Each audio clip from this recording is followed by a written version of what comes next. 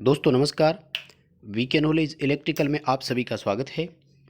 दोस्तों online practice test अपन ने start कर रखे थे और आज उसका सेकंड टेस्ट हुआ है, तो ये उसके आंसर की है।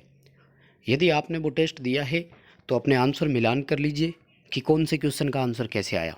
यदि आपने वो टेस्ट नहीं दिया, आप टेस्ट ज्वाइन करना चाहते हैं, तो कम्युनिटी टैब में आपको व्हाट्सअप नंबर मिलेंगे, वहाँ कॉन्टैक्ट करके आप अधिक जानकारी ले सकते हैं, टेस्ट सीरीज ज्वाइन कर सकते हैं। दोस्तों टेस्ट में 50 क्वेश्चन है और बिल्कुल स्टैंडर्ड लेवल के क्वेश्चन है। अगर आपने टेस्ट नहीं दिया तो पूरा वीडियो सभी 50 क्वेश्चन आप लोग ज़रूर देखना। उम्मीद है बहुत कुछ नया सीखने को मिलेगा। क्वेश्चन पसंद आए तो वीडियो को लाइक ज़रूर कर देना। चैनल पर नए हो तो चैनल सब्सक्राइब कर लीजिएगा, नोटिफिकेशन बेल आइकन प्रेस कर लीजिए। कोई भी वीडियो जब भी अपलोड हो तो आपको तुरंत उसका नोटिफिकेशन अपडेट मिल सके। दोस्तों क्वेश्चन और ऑप्शन दोनों सफल करते हैं। यदि आपने टेस्ट दिया है तो ध्यान दीजिए कि यहाँ आपके क्वेश्चन नंबर कुछ और होगा, इसमें कुछ और होगा, ऑप्शन भी कुछ अलग अलग हो सकते हैं। तो आप लोग ऑप्शन में लिखेगी पॉइंट पर ध्यान दीजिए, ना कि ABCD पर। चलिए क्वेश्चनों से स्टार्ट करते हैं। दोस्तों क्वेश्चन नंबर 1 है। अब ये ज़रूरी नहीं है कि सबके क्वेश्चन नंबर 1 ही था क्या, राइट। ये किसी के 2 नंबर क्वेश्चन भी हो सकता है, किसी के 3 नंबर क्वेश्चन भी हो सकता है। चलिए क्वेश्चन नंबर 1, 2 मीटर लंबाई वाली तार का प्रतिरोध 80 ओम है। इसे वर्त की आकृति में मोड़ा गया। वर्त के व्यास के किन्हीं दो बिंदुओं के बीच प्रतिरोध कितना होगा। देखो ऐसे एक लंबी तार थी, हमने क्या किया, इसको ऐसे वर्ताकार आकृति में मोड़ दिया। इसका रेजिस्टेंस कितना था, 80 ओम। अब व्यास के किन्हीं दो बिंदुओं पर, यानी डाया डाया जो होता है वो केंद्र में से होते हुए जाता है, तो यहाँ पूछा है 1 से, इन दोनों बिंदुओं के बीच में पूछा है। देखो 80 ओम वाले का क्या बना, 40-40, दो बराबर डिवाइडेशन हो गया, यानी 40-40 के ओम के दो प्रतिरोध समांतर में जुड़े हुए हैं, तो इनका टोटल कितना आएगा, 20 ओम। क्वेश्चन का आंसर आपका 20 ओम आना चाहिए था और इस ऑप्शन के अकॉर्डिंग बी ऑप्शन होगा। नेक्स्ट अपना क्वेश्चन है कि किसी भी दिशा में कुछ गुण रखने वाले परिपथ को क्या कहते हैं। देखिए किसी भी दिशा का मतलब यहाँ पर आइदर साइड्स भी अपन, आइदर डायरेक्शन भी अपन बोल सकते हैं। ऐसे परिपथों को बाइलेटरल सर्किट यानी द्विपक्षीय परिपथों के नाम से जानते हैं अपन। ऑप्शन ए रहेगा। नेक्स्ट क्वेश्चन है कि 100 वाट का लैंप 2 घंटे में कितना वैद्युतिक कार्य करता है। देखिए 100 वाट का लैंप 2 घंटे में कितना कार्य करेगा। इलेक्ट्रिकल वर्क जो होता है ये VIT के इक्वल होता है, voltage into current into time, या फिर यूँ कहें कि पावर इंटू टाइम के बराबर होता है। तो पावर थी 100 वाट, टाइम 2 घंटे था। ध्यान दीजिएगा ये सेकंड में होना चाहिए, यानी 100 इंटू 2 इंटू 60 करेंगे, आंसर आएगा 12,000 जूल। ए ऑप्शन रहेगा। नेक्स्ट क्वेश्चन है कि टर्मिनल जहाँ 3 या अधिक शाखाएं मिलती है तो उनको हम नोड के नाम से जानते हैं। जंक्शन भी बोल सकते हैं, पर जंक्शन ऑप्शन नहीं है इसमें। अगला क्वेश्चन है कि एक आदर्श चालक में क्या होता है। देखिए आदर्श चालक का मतलब है कंप्लीट चालक, शुद्ध चालक बोल सकते हैं, 100% चालक बोल रहे हैं। ऐसा चालक है जिसमें प्रतिरोध 0 होता है, शुद्ध चालक या आदर्श चालक की बात कर रहे हैं। इसी तरह से अगर एक आदर्श अचालक का होता तो उसमें प्रतिरोध अनंत होता है। नेक्स्ट क्वेश्चन है कि समांतर संयोजित 2 लैंप में प्रत्येक की रेटिंग 10 वाट है तो कुल शक्ति कितनी होगी। देखिए समांतर क्रम में पावर कंजप्शन रेटिंग के बराबर ही होता है, यानी 10-10 वाट के 2 है तो टोटल कंजप्शन 20 वाट का ही होगा। अगर श्रेणी क्रम में हो तो फिर ये डिपेंड करता है कि उनको वोल्टेज कितनी मिलती है। अगर दोनों अपनी रेटिंग के कुल मान के बराबर ही हो तो इनकी पावर 1/4 हो जाती है, यानी दोनों मिलकर भी मात्र 5 वाट ही खपत करवा पाते। अगला अपना क्वेश्चन है किरचॉफ का धारा नियम और वोल्टेज नियम क्रमशः के संरक्षण के सिद्धांत पर आधारित है। किरचॉफ का धारा नियम आवेश संरक्षण के सिद्धांत पर है, जबकि वोल्टेज नियम ऊर्जा संरक्षण के सिद्धांत पर आधारित है। क्वेश्चन का आंसर बी रहेगा, आवेश तथा ऊर्जा। नेक्स्ट क्वेश्चन है कि समांतर परिपथ में एक और प्रतिरोध संयोजित कर दिया जाए तो क्या होगा। समांतर क्रम में कुल प्रतिरोध अपने न्यूनतम मान से भी कम होता है, इसलिए यदि हम एक प्रतिरोध और जोड़ेंगे तो कुल प्रतिरोध कम हो जाएगा। कम मतलब जितना पहले था अब उससे भी कम होगा। सपोज दैट कि पहले 3 ओम और 6 ओम के 2 रेजिस्टेंस लगे हुए थे तो इनका टोटल उत्तर आया था 2 ओम। अब यदि हम एक प्रतिरोध, चाहे वो 8 ओम का भी क्यों ना हो, अगर लगा दिया तो मान 2 ओम से कम हो जाएगा, यानी कुल प्रतिरोध हमेशा घटता है, जिससे परिपथ की धारा हमेशा बढ़ती है। नेक्स्ट क्वेश्चन है कि एक वोल्टेज सोर्स की टर्मिनल वोल्टेज, यानी ऐसा सोर्स है जो हमें वोल्टेज प्रदान करता है। तो दोस्तों याद रखिएगा, ऐसे सिस्टम में ईएमएफ से कभी भी टर्मिनल वोल्टेज अधिक नहीं हो सकती। हमेशा टर्मिनल वोल्टेज जो है वो ईएमएफ से कम ही होती है, लेकिन अगर ओपन सर्किट की समय हम बात करें तो ये बराबर भी हो सकती है, क्योंकि ईएमएफ से वोल्टेज कम तभी होता है जब भार संयोजित हो, यानी टर्मिनल में वोल्टेज कुछ उस उपकरण के कारण ड्रॉप हो जाती हो। यदि वोल्टेज ड्रॉप नहीं हो रहा है तो टर्मिनल वोल्टेज और ईएमएफ दोनों एक ही होते हैं, बराबर ही होते हैं। देखिए इसमें हम लोग ए ऑप्शन करेंगे कि सोर्स ईएमएफ से कभी भी अधिक नहीं हो सकती, राइट। कैसे? सोर्स ईएमएफ से अधिक कभी नहीं होगी।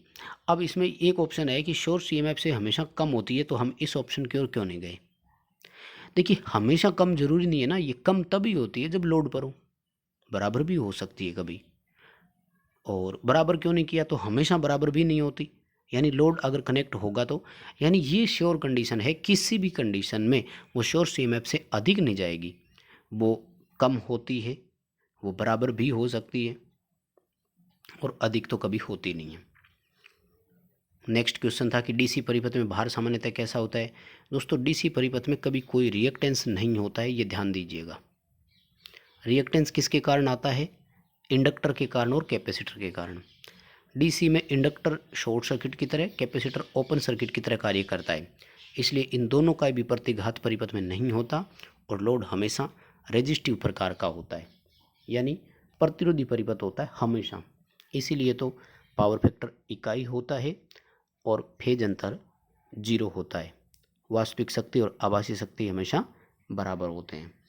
अगला अपना क्वेश्चन है, सीरीज संयोजित 21 लैंप में से 16वां लैंप अगर ओपन हो जाता है तो क्या होगा? सीरीज में यदि एक इक्विपमेंट ओपन हो जाता है तो कोई भी उपकरण कार्य नहीं करता है, यानी 21 में से अगर 16वां लैंप ओपन हुआ है तो कोई भी लैंप प्रकाशित नहीं होगा, ना तो पहले होंगे ना बाद के होंगे, क्योंकि कुछ एक को फेज नहीं मिलता, किसी को न्यूट्रल नहीं मिलता। या डीसी की बात करें तो कुछ ऐसे होंगे जिनको पॉजिटिव नहीं मिल रहा, कुछ ऐसे हैं जिनको नेगेटिव नहीं मिल रहा। अगला क्वेश्चन है कि 2 ओम, 3 ओम और 4 ओम के 3 प्रतिरोधकों को किसी डीसी परिपथ में कितने प्रकार से जोड़ सकते हैं? दोस्तों ध्यान दीजिएगा, 3 समान मान के अगर प्रतिरोध हो तो उनको तो केवल 4 ही तरीके से जोड़ सकते हैं, लेकिन अगर तीनों भिन्न भिन्न मान के हो तो उनको 8 प्रकार से जोड़ा जा सकता है। कैसे? सबसे पहला, तीनों सीरीज में, दूसरा तीनों समांतर में, राइट। 2 तरीके हो गए ना। अब देखो, ये दोनों सीरीज में, ये पैरेलल में, तीसरा तरीका, ये दोनों सीरीज में, ये पैरेलल में, चौथा तरीका, ये दोनों सीरीज में, ये पैरेलल में, पांचवा तरीका। इसी तरह से पहले ये दोनों पैरेलल, फिर ये सीरीज में, यानी 3 तरीके ऐसे और बनते हैं। तो टोटल तरीके कितने होते हैं? 8।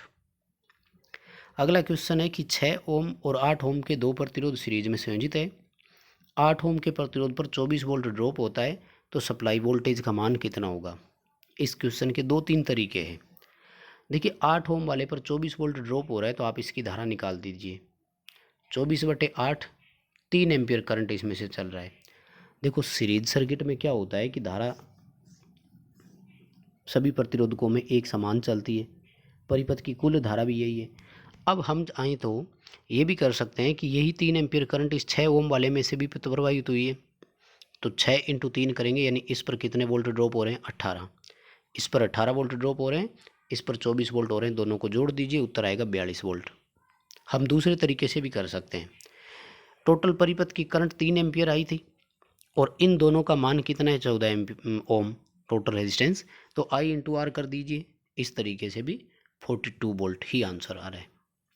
अगला क्वेश्चन है, किरचॉफ का धारा नियम केवल पर लागू होता है। किरचॉफ का धारा नियम ये कहता है कि किसी भी परिपथ में जंक्शन की ओर आने वाली धाराओं का बीजगणितीय योग जंक्शन से दूर जाने वाली धाराओं के बीजगणितीय योग के बराबर होता है, या फिर यूँ कहें कि जंक्शन पर धाराओं का बीजगणितीय योग सदैव शून्य होता है, क्योंकि जितनी आई उतनी वहाँ से चली गई। यानी जंक्शन होना जरूरी है, तभी धारा नियम लगेगा, ए ऑप्शन रहेगा कि नेटवर्क में जंक्शन हो तो धारा नियम अप्लाई होगा। अगला क्वेश्चन है कि नोडल एनालिसिस किस पर आधारित है। देखिए सबसे बड़ी बात तो यह है कि नोडल एनालिसिस करता क्या है। नोडल एनालिसिस वोल्टेज ड्रॉप की गणना करता है, लेकिन दोस्तों आपको ध्यान रखना पड़ेगा, गणना वोल्टेज ड्रॉप की करता है लेकिन ऑपरेट वो धारा नियम के आधार पर ही होता है। यानी किरचॉफ के धारा नियम के अकॉर्डिंग वो लूप बनाता है और दोनों लूप में वो इक्वेशन बनाता है और वो धनात्मक ऋणात्मक वोल्टेज ड्रॉप को मानते हुए एनालिसिस करता है। तो नोडल एनालिसिस किरचॉफ के धारा नियम पर आधारित है। अगला क्वेश्चन है कि 60 वाट 220 वोल्ट और 40 वाट 220 वोल्ट के दो लैंप 220 वोल्ट सप्लाई पर सीरीज में है, कुल शक्ति कितनी होगी। देखिए दोस्तों यहाँ पर दोनों की रेटिंग भी अलग अलग है, पावर रेटिंग की बात कर रहा हूँ मैं। अगर दोनों की रेटिंग होती बराबर तब तो मैं आपको बात बता दूं, रेजिस्टेंस आता बराबर और 220 में से दोनों को वोल्टेज मिलती आधी आधी, यानी 110 110। ऐसे में यानी जब किसी उपकरण को मिलने वाली वोल्टेज आधी हो जाती है तो उसकी शक्ति खपत 1/4 हो जाती है। यानी ये 60 वाट वाला मान लीजिए 15 वाट ही कंजप्शन करवाता। लेकिन अब क्या हुआ कि इनकी पावर रेटिंग अलग अलग है, इसलिए रेजिस्टेंस अलग अलग आएगा और इन पर ड्रॉप भी अलग अलग होगी। तो ऐसे में एक डायरेक्ट फॉर्मूला होता है, जब भी ऐसा हो तो श्रेणी क्रम में, दोबारा सुन लीजिएगा, श्रेणी क्रम में दो लैंप अलग अलग पावर रेटिंग के हो, सप्लाई वोल्टेज दोनों की रेटिंग के बराबर हो, तो कुल शक्ति की गणना के लिए फॉर्मूला होता है P1 इंटू P2 बटे P1 प्लस P2। यानी दोनों को आपस में पहले मल्टीप्लाई करो 60 इंटू 40, फिर दोनों को जोड़ करके भाग दीजिए 60 प्लस 40, यानी 2400 बटे 100, तो 24 वाट उत्तर आया। दोनों मिल करके कितनी शक्ति खपत कराएंगे, 24 वाट। मान लीजिए दोस्तों यही क्वेश्चन होता समांतर में कि दोनों 220 वोल्ट सप्लाई पर समांतर में है, तो 220 इसको मिलती 220 इसको मिलती, ये 60 वाट ये 40 वाट, दोनों पूरी पूरी पावर कंजप्शन कराते और उत्तर आता 100 वाट। 60 प्लस 40 हो जाता और उत्तर करते 100 वाट। अगला क्वेश्चन है कि जब किसी चालक में से विद्युत धारा प्रवाहित होती है तो उसका तापमान बढ़ जाता है, कारण क्या है। कारण ये होता है कि उस चालक में इलेक्ट्रॉन्स होते हैं और परमाणु होते हैं जो कंडक्शन कराते हैं, उनके बीच में टकराव होता है। यानी इलेक्ट्रॉन्स और परमाणु होंगे जो कंडक्शन परमाणु होते हैं एटम्स, उनके बीच में टकराव होता है, इसलिए तापमान बढ़ जाता है। अगला क्वेश्चन है कि यदि सोर्स की धारा शून्य हो तो उस सोर्स टर्मिनल के आर पार वोल्टेज सोर्स को क्या कहेंगे। भाई लैंग्वेज चेंज करके क्वेश्चन पूछ रहा है। किसी परिपथ में यदि धारा शून्य हो तो परिपथ क्या कहलाएगा, ओपन सर्किट है कि नहीं है। भाई परिपथ ओपन हो गया तभी तो धारा शून्य है, बी ऑप्शन रहेगा। अगला क्वेश्चन है कि निम्न में से किस में भिन्न संयोजन होता है, अलग कनेक्शन किस में। देखिए घरेलू परिपथों में फ्यूज श्रेणी क्रम में लगते हैं, परिपथ में स्विच सीरीज में होते हैं, टॉर्च में सेल सीरीज में होते हैं, लेकिन घरेलू उपकरण समांतर में होते हैं। इसलिए भिन्न संयोजन किस में हो गया, घरेलू उपकरणों में हो गया। अगला क्वेश्चन है कि किसी ऊष्मीय उपकरण द्वारा उत्सर्जित ऊर्जा क्या होगी जब 5 एम्पीयर धारा 2 मिनट तक प्रवाहित हो, तत्व का रेजिस्टेंस 12 ओम हो। भाई जूल ने कहा था कि उत्पन्न ऊष्मा I²RT के बराबर है, जहां धारा एम्पीयर में, प्रतिरोध ओम में और समय सेकंड में होना चाहिए। यहाँ एक ही चेंजेज है, समय मिनट में था सेकंड में कर दो। धारा कितनी है 5 इंटू 5 स्क्वायर करनी है ना, और रेजिस्टेंस कितना है 12 ओम, टाइम कितना है 2 मिनट था, सेकंड में कन्वर्ट करेंगे 60 से मल्टीप्लाई कर देंगे, कैलकुलेशन करके आंसर का मिलान कर लेना, उत्तर आएगा 36,000 जूल। नेक्स्ट अपना क्वेश्चन है कि 250 वोल्ट सप्लाई से संयोजित लैंप का प्रतिरोध 1250 ओम है, 1 यूनिट की ऊर्जा खपत के लिए लैंप को कितने समय तक ऑन रहना पड़ेगा। दोस्तों ये ऑप्शन इसका गलत है, इसका उत्तर 20 घंटे आएगा। पहले बता दूं मैं, आप लोग अगर देखते ही उत्तर को कर रहे हो तो 2 घंटे नहीं 20 घंटे आएगा।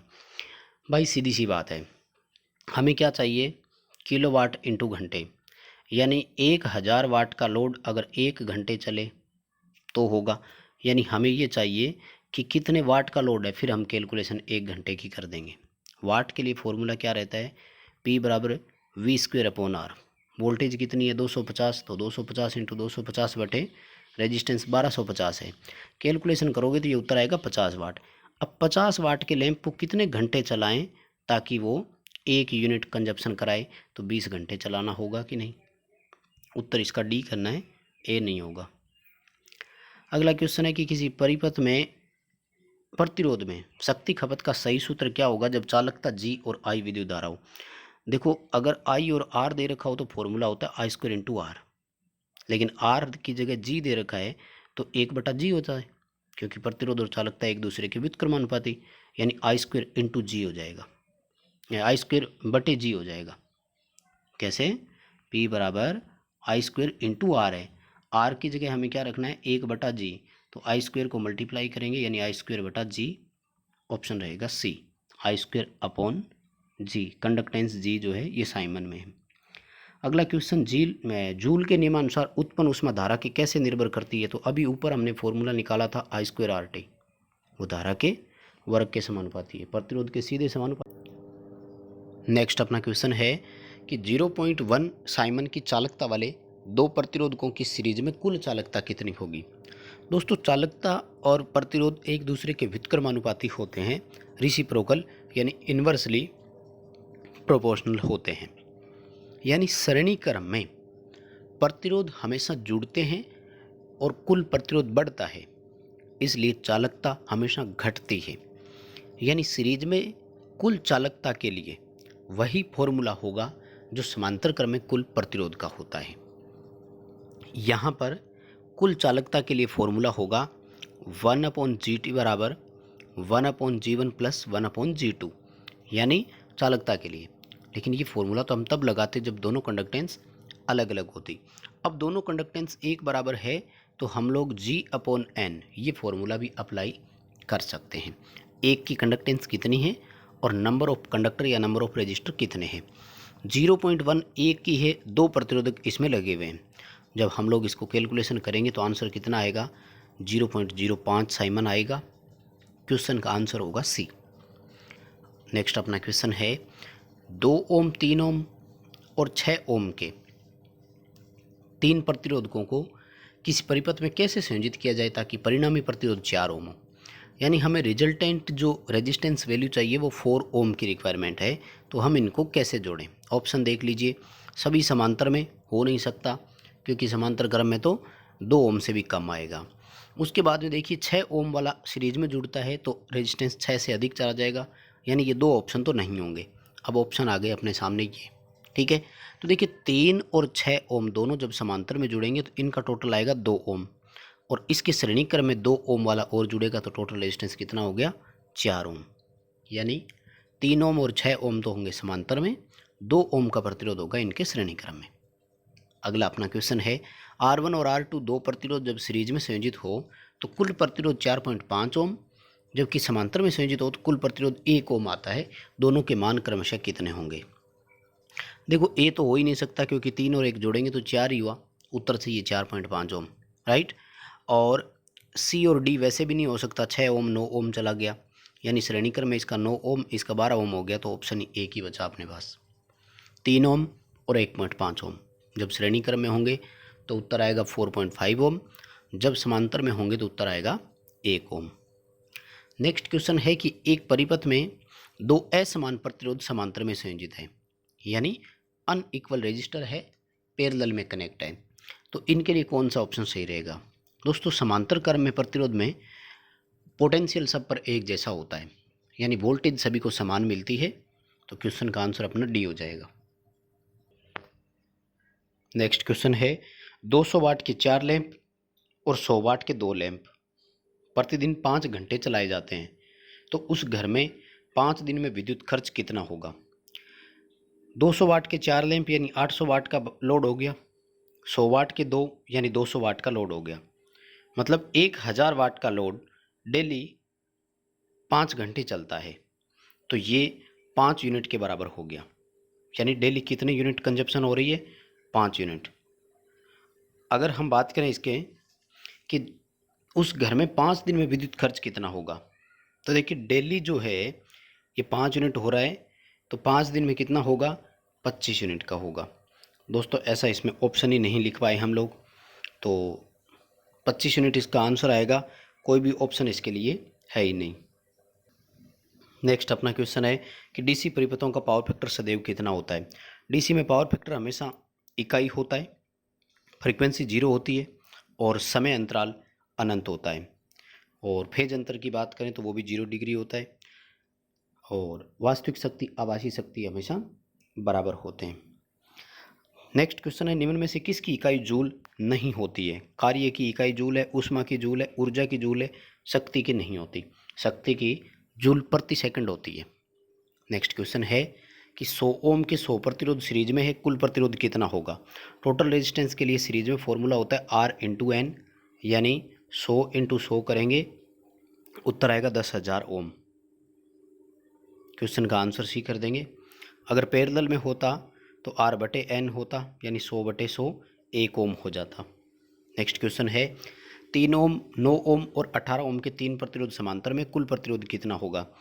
समांतर क्रम में कुल प्रतिरोध न्यूनतम मान से भी कम होता है, और दिए गए ऑप्शन में सबसे कम ऑप्शन 3 ओम से नीचे एक ही है, 2 ओम का, तो यही आएगा। फिर भी आप लोग कैलकुलेशन करना चाहें तो फॉर्मूला है 1/R1 plus 1/R2 plus 1/R3। तो इस तरह जब आप कैलकुलेशन करेंगे उत्तर आएगा 2 ओम। नेक्स्ट क्वेश्चन है, समान मान के 2 प्रतिरोध पहले सीरीज में जोड़े गए, फिर समांतर में। पहले संयोजन का मान दूसरे के मान का कितना है? कुल मान ज्ञात करना है। ठीक है, देखिए बराबर मान के 2 है। श्रेणी क्रम में जब 2 प्रतिरोध समान मान वाले जब जुड़ते हैं तो मान लीजिए कि दोनों प्रतिरोध 1-1 ओम के ही थे या 2-2 ओम के थे, तो श्रेणी क्रम में टोटल इनका रेजिस्टेंस कितना आया? 4 ओम। अब जब इनको पैरेलल में जोड़ेंगे तो 1/2 करेंगे तो ये आएगा 1 ओम। अब दोनों का जब रेशो निकालेंगे तो उत्तर कितना आएगा? 4। यानी श्रेणी क्रम में मान वो है जो समांतर का 4 गुना होता है। नेक्स्ट क्वेश्चन है कि बंद और पूर्ण डीसी परिपथ में वोल्टेज और धारा का जो कर्व होता है वो हमेशा कैसा होता है? तो बंद एवं पूर्ण डीसी परिपथ में वोल्टेज धारा के समानुपाती होता है, यानी जिस अनुपात में वोल्टेज इंक्रीज होता है उसी अनुपात में करंट भी इंक्रीज होता है। इसलिए वोल्टेज और करंट के बीच में बनने वाला ग्राफ हमेशा एक सीधी रेखा प्राप्त होती है और ये रैखिक वक्र कहलाता है। नेक्स्ट क्वेश्चन है कि यदि कई प्रतिरोधकों को समांतर क्रम में जोड़ा जाता है तो कुल प्रतिरोध का पारस्परिक यानी रेसिप्रोकल क्या होगा? मान लीजिए कि हमारे पास समांतर क्रम में किसी समय कुल प्रतिरोध 2 ओम आता है, इसका रेसिप्रोकल मतलब 1/2, यानी 1/2 जो मान होता है ये किसके बराबर होता है? तो समांतर क्रम में कुल प्रतिरोध का रेसिप्रोकल उन सभी प्रतिरोधकों के रेसिप्रोकल के योग के बराबर होता है। जैसे मान लीजिए कि 3 ओम और 6 ओम के 2 प्रतिरोध समांतर में है, तो इन दोनों का टोटल रेजिस्टेंस कितना आएगा? 2 ओम। इसका रेसिप्रोकल कितना हुआ? 1/2, यानी 1/2 किसके बराबर है? तो 3 ओम और 6 ओम के रेसिप्रोकल के, यानी जो 3 ओम था वो 1/3, जो 6 ओम था वो 1/6। इन दोनों को जब हम जोड़ेंगे तो आंसर अपना कितना आएगा? 1/2 ही आएगा। कैलकुलेशन करके मिलान कर सकते हैं आप, दोनों का एलसीएम 6 आएगा, तो ये अपने 3 और अकॉर्डिंग करेंगे तो 2 + 1 3, यानी 3/6 हल करेंगे तो 1/2, यानी सभी व्यक्तिगत प्रतिरोधकों के पारस्परिक के योग के बराबर होता है। अगला क्वेश्चन है कि 100 वाट 220 वोल्ट के लैंप का प्रतिरोध यदि उसको डिवाइड करें 100 वाट 110 वोल्ट के लैंप के प्रतिरोध से तो अनुपात कितना आएगा? चाहो तो आप मान निकाल करके कैलकुलेशन कर सकते हो और चाहो तो डायरेक्ट वैल्यू रख सकते हो। V² / V²/P, तो फॉर्मूला क्या बनेगा?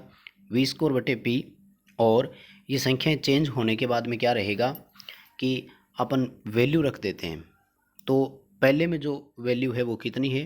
220, यानी 220 × 220/100 वाट। तो पहले का रेजिस्टेंस कितना आया? 484 ओम। इसको हमें क्या करना है? डिवाइड करना है किससे? 110 × 110/100, तो ये आया आपका 121 ओम, यानी 484 को 121 से डिवाइड करना है, आंसर आएगा 4, यानी दोनों के लैंप का प्रतिरोध रेशियो कितना आएगा? 4 आएगा। नेक्स्ट क्वेश्चन है, किरचॉफ का धारा नियम कहता है, किरचॉफ का धारा नियम ये कहता है कि जंक्शन पर धाराओं का बीजगणितीय योग सदैव 0 होता है। ठीक है, इसका क्वेश्चन का आंसर ए होगा, बी नहीं, इसमें बी दिखा रखा है, मिस प्रिंटिंग हुई हुई है ये, या फिर दूसरी लैंग्वेज भी आपको पेपर में देखने को मिल सकती है, और वो है कि चालकों में जंक्शन में आने वाली धाराओं का बीजगणितीय योग जंक्शन से दूर जाने वाली धाराओं के बीजगणितीय योग के बराबर होता है। अगला क्वेश्चन है कि 0.01 एम्पियर धारा निम्न में से किसके बराबर है। देखो मिली एम्पियर में कन्वर्ट करना है, किसको, एम्पियर को मिली एम्पियर में। जब हम बड़ी इकाई से छोटी इकाई की ओर जाते हैं तो संख्याएं चेंज होती है, या यूं कह दो कि मल्टीप्लाई करना है। यानी इस एम्पियर को आप 1000 से मल्टीप्लाई कर दीजिए, उत्तर आएगा 10 मिली एम्पियर, यानी 10 मिली एम्पियर है। अब देखो जब मिली हटाएंगे तो क्या करना है, 1000 का भाग देना है। यानी जब मिली हटाते हैं तो 1000 का भाग देते हैं, जब मिली लगाते हैं तो 1000 से मल्टीप्लाई करते हैं। और नेक्स्ट क्वेश्चन है, शक्ति की इकाई निम्न में से कौन सी है। तो शक्ति को जूल प्रति सेकंड से भी लिखा जाता है, वाट और अश्व शक्ति से भी लिखा जाता है, किग्रा मीटर प्रति सेकंड या न्यूटन मीटर प्रति सेकंड से भी दर्शाया जाता है। डी ऑप्शन रहेगा इनमें से ये सभी। नेक्स्ट क्वेश्चन है कि यदि किसी सोर्स की वोल्टेज और करंट दोनों 10% वृद्धि कर दी जाए तो उसकी शक्ति क्षमता में कितनी वृद्धि होगी।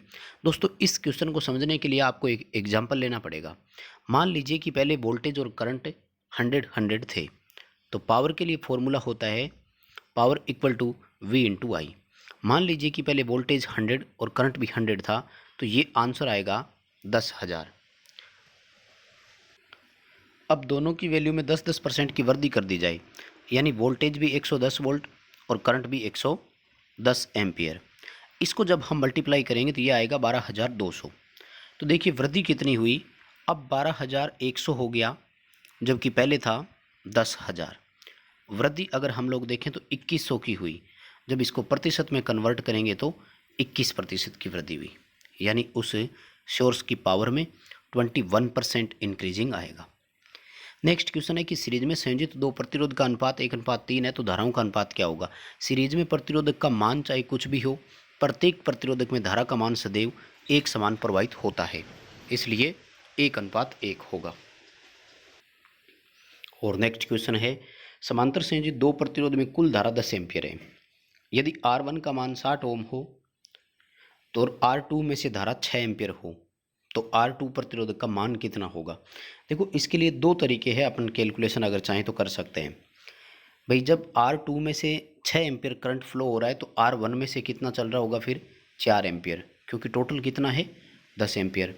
अब देखिए R1 का 60 ओम रेजिस्टेंस से 4 एम्पियर करंट है, तो हम इसकी वोल्टेज निकाल सकते हैं।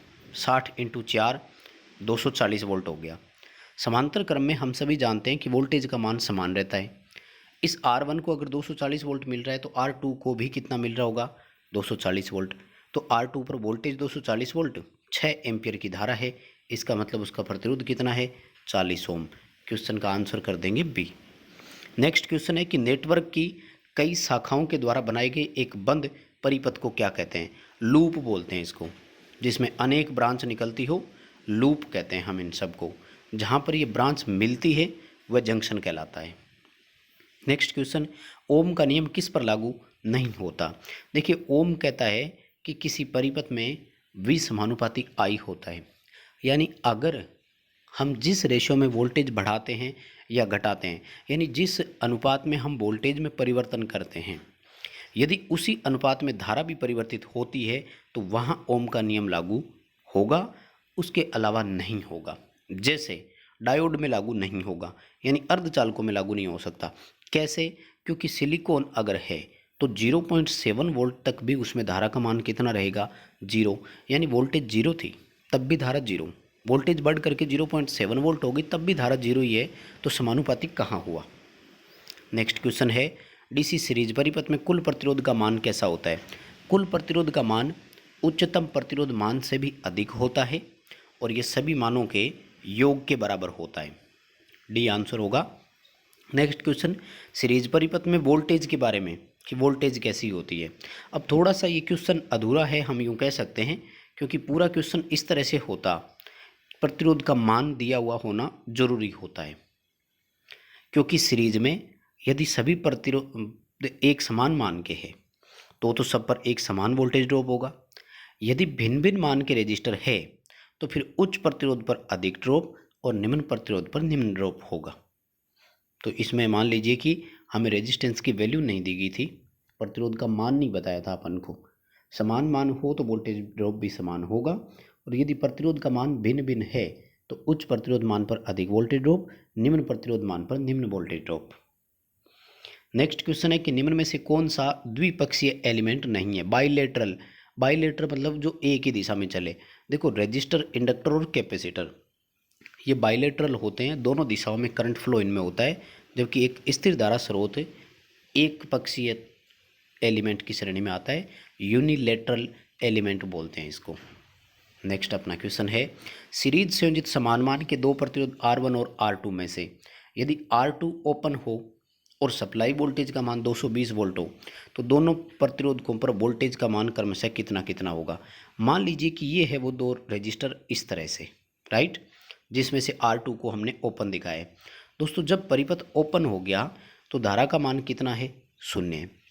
सीरीज में एक ओपन हो जाता है तो कोई भी प्रतिरोध काम नहीं करता है, इसका मतलब वोल्टेज ड्रॉप तो कहीं हो नहीं रही। तो R1 पर तो वोल्टेज का मान होगा 0, जबकि R2 पर वोल्टेज हमेशा सप्लाई के बराबर। ये भी ध्यान रखें, ओपन प्रतिरोधक के सिरों पर सदैव सप्लाई के बराबर वोल्टेज होती है।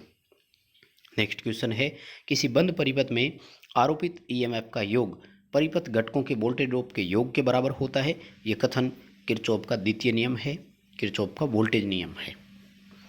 नेक्स्ट क्वेश्चन है कि 1.1 किलोवाट और 220 वोल्ट वाले हीटर में प्रयुक्त नाइक्रोम तार की कुल लंबाई क्या होगी यदि लंबाई 0.1 सेंटीमीटर प्रति ओम हो। अब देखिए हिंट दे दी थोड़ी सी हमें, 1 ओम अगर प्रतिरोध हो तो लंबाई कितनी है, 0.1 सेंटीमीटर। इसका मतलब यदि हमें हीटर का प्रतिरोध पता हो तो हम इससे मल्टीप्लाई करेंगे और आंसर आ जाएगा। हीटर का रेजिस्टेंस ज्ञात करने के लिए देखो V और P दे रखा है, यानी V²/P का फॉर्मूला अप्लाई करेंगे और हीटर का रेजिस्टेंस आ जाएगा। वोल्टेज दे रखी है 220 वोल्ट, पावर 1.1 किलो वाट है तो 1100 वाट हो जाएगी। कैलकुलेशन करेंगे 44 ओम आएगा रेजिस्टेंस। देखिए 1 ओम पर जब 0.1 था तो 44 पर कितना हो जाएगा, 4.4 सेंटीमीटर। क्वेश्चन का आंसर अपने बी कर देंगे। तो बस दोस्तों ये थे आज के इस टेस्ट के 50 क्वेश्चन। यदि क्वेश्चन अच्छे लगे हैं तो वीडियो को लाइक ज़रूर कर देना। आप भी इस तरह के ऑनलाइन टेस्ट देना चाहते हैं तो कम्युनिटी टैब में आपको व्हाट्सएप नंबर मिल जाएंगे, वहाँ से कॉन्टेक्ट कीजिएगा आप लोग।